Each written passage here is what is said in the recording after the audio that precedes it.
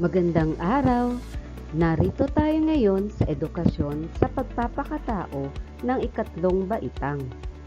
Ang pag-aaralan natin ngayon ay tungkol sa mga karamdaman, tulungan at alagaan.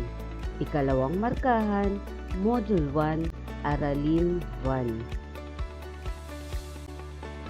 Sa araling ito, inaasahang matututuhan mo ang mga sumusunod na kaalaman, kakayahan at pag-unawa.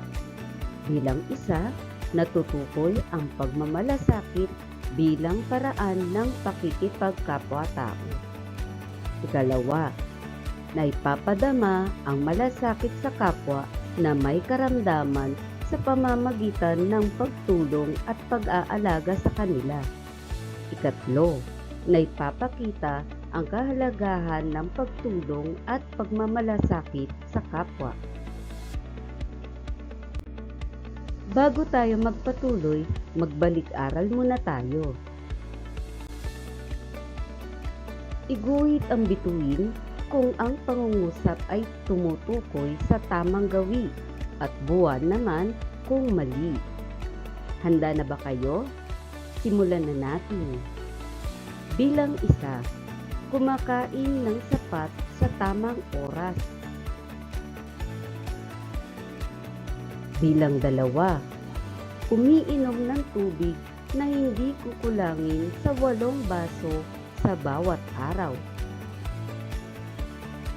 Ikatlo, nagpupuyat palagi dahil sa paglalaro ng online games. Ikaapat, nagdarasal bilang pasasalamat sa mga biyayang tinatanggap. Panglima, palaging kumakain ng matatamis at chicherya o junk foods.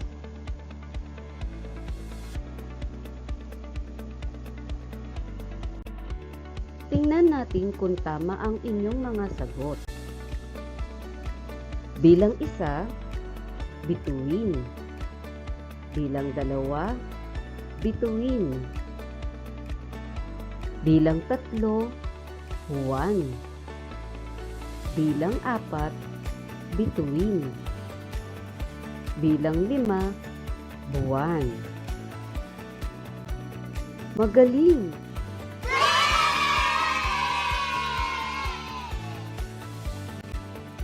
Ngayon, tumungo na tayo sa ating aralin. Basahin natin ang isang maikling kwento. Pagaling ka, nanay, isinulat ni Ginang Mary Jane N. Ocpenia. Tuwing umaga ay laging nagigising ng maaga si Nanay Jane upang magluto ng almusal.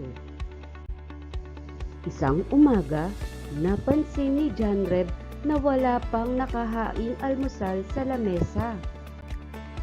Nagtaka siya at hinanap niya ang kanyang ina sa kusina, ngunit wala ito rito. Nang tiningnan niya ito sa kwarto ng kanyang ina, nakita niya itong nakahiga. Kaya nilapitan niya ito.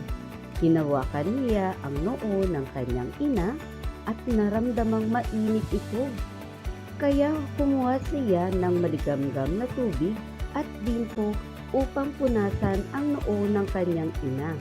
Bumili rin siya ng gamot para sa lagnat at ipinainom niya ito. Kusang nagluto ng pagkain si John Reb at hinainan niya ang kanyang ina upang makakain. Kinabukasan ay gumaling na si Nanay Jane at nagpasalamat sa kanyang anak. Tungkol saan ang kwento? Ito ay tungkol sa inang may sakit. Sino ang nakapansin na may sakit si Nanay Jane? Si John Reb. Ano ang ginawa ni John Reb para gumaling ang kanyang ina? Pinunasan ng basang bimpo sa noo, bumili ng gamot at ipinainom ito. Nagluto ng pagkain. Anong ugali ang mayroon si John Red? Siya ay mapagmalasakit. Ang mga taong may karamdaman, kadalasan sila ay nakakaranas ng panghihina. May mga karamdaman na simple na madaling mapagaling kahit nasa bahay lamang. Pero may mga komplikadong karamdaman na kailangang isagawa sa loob ng ospital ang pagpapagaling. Napakahalaga ang pagtulong at pagmamalasakit sa kanila dahil ito ay tanda ng pagdamay at pagsuporta sa kanila. Ito ay nagpapakita ng magandang ugnayan natin sa mga magulang, kapatid, kaibigan, kapitbahay, kaklase o guro. May mga simpleng paraan upang maipakita at maipadama natin ang pagmamahal at pagmamalasakit sa pamamagitan ng pagbibigay halaga at pagtugon sa pangangailangan ng may sakit. Una, paglilinis ng katawan. Ikalawa, pagpupunas ng pawis. Ikatlo, pagpapainom ng gamot. Ikaapat, paghahanda at pagpapakain ng wasto at tamang pagkain. Ikalima, pag-aalalay sa may sakit tulad ng pag-upo sa kama, pagtayo o pagpunta sa comfort room o palikuran. Ang mga simpleng gawaing pagmamalasakit tulad nito sa mga may karamdaman ay nagpapakita ng ating pagdamay, pagmamahal at mabuting pakikipagkapwa. Maaari na ninyong sagutin ang mga gawain. Pag-aralan ang mga larawan, paano inaalagaan ang may karamdaman. Isulat ang titik ng tamang sagot sa inyong kwaderno. Bilang isa,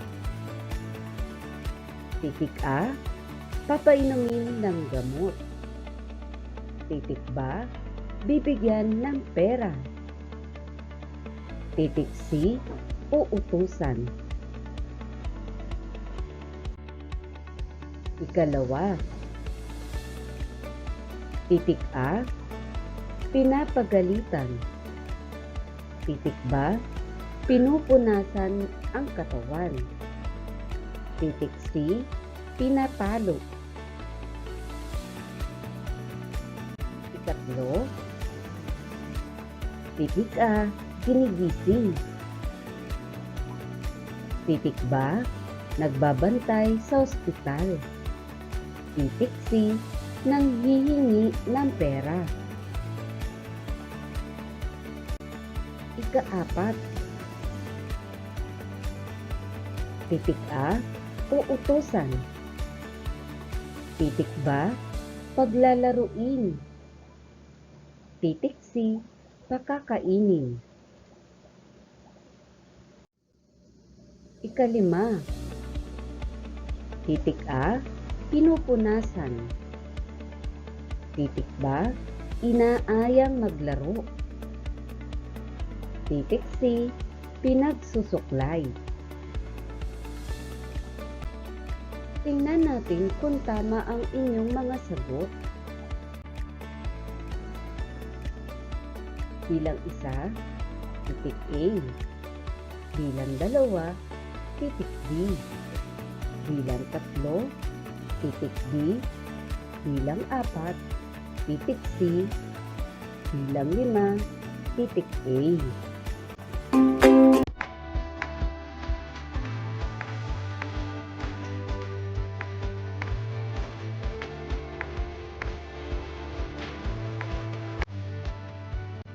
Galing!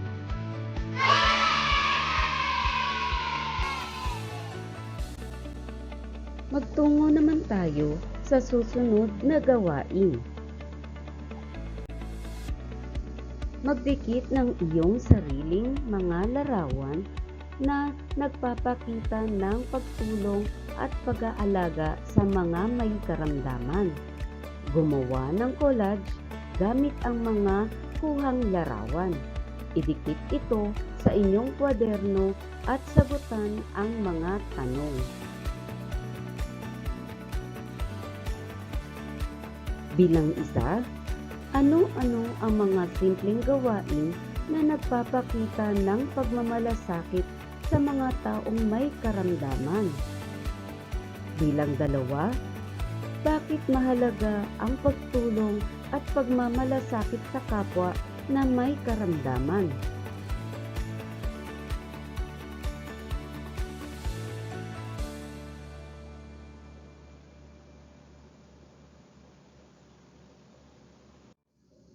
Alamin natin ang inyong natutunan. Basahin ang sumusunod na pangungusap, isulat ang tama kung nagpapakita ng pagtulong at pag-aalaga sa may sakit at mali kung hindi. Isulat ang sagot sa inyong kwaderno. Handa na ba kayo mga bata? Simulan na natin. Bilang isa, painumin ng gamot ang may karamdaman. Bilang dalawa, ipanalangin sa Diyos ang mabilis na paggaling ng may sakit. Ikatlo, pabayaang umihi sa higaan niya ang may sakit. Ikaapat, pakainin ng tama at wastong pagkain ang may sakit. Ikalima, alalayan ang may sakit pagpunta sa palikuran.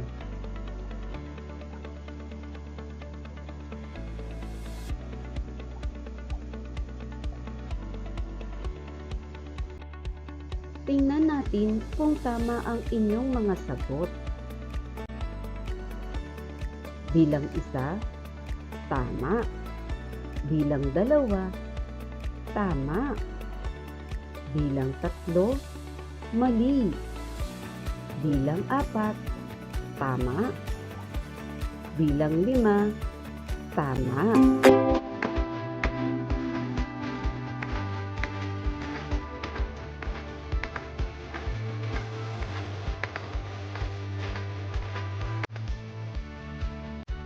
Galing!